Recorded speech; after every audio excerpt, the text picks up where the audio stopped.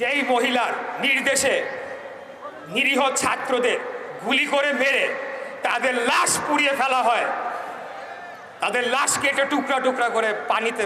পুকুরে ভাসিয়ে দেওয়া হয়, তাদের কি রাজনীতি করার অধিকার থাকে কিনা, অথবা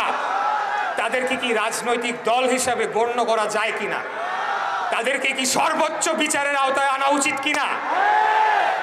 আমরা ইনশাল্লাহ যতদিন না পর্যন্ত খুনি হাসিনাকে বাংলাদেশের মাটিতে এনে এই যে এত হাজার হাজার হত্যাকাণ্ড করেছে সেটার জন্য আমরা তাকে সর্বোচ্চ শাস্তি না দিতে পারি, আমরা আমাদের আন্দোলন, আমাদের সংগ্রাম চালিয়ে যাব ইনশাল্লাহ। হাসিনা সেই কাজটি করেছে, পার্শ্ববর্তী রাষ্ট্রের এজেন্ডা বাস্তবায়ন করতে গিয়ে আমাদের শিক্ষা ব্যবস্থাকে, আমাদের পাঠ্যপুস্তক, আমাদের পাঠ্যক্রমকে বিকৃত করেছে, সেখানে মিথ্যা ইতিহাস ঢোকানো হয়েছে যাতে আমাদের জাতি মেধাশূন্য হয়ে যায় এবং আমরা যাতে প্রজা হয়ে আজীবন থাকতে হয় আমাদেরকে।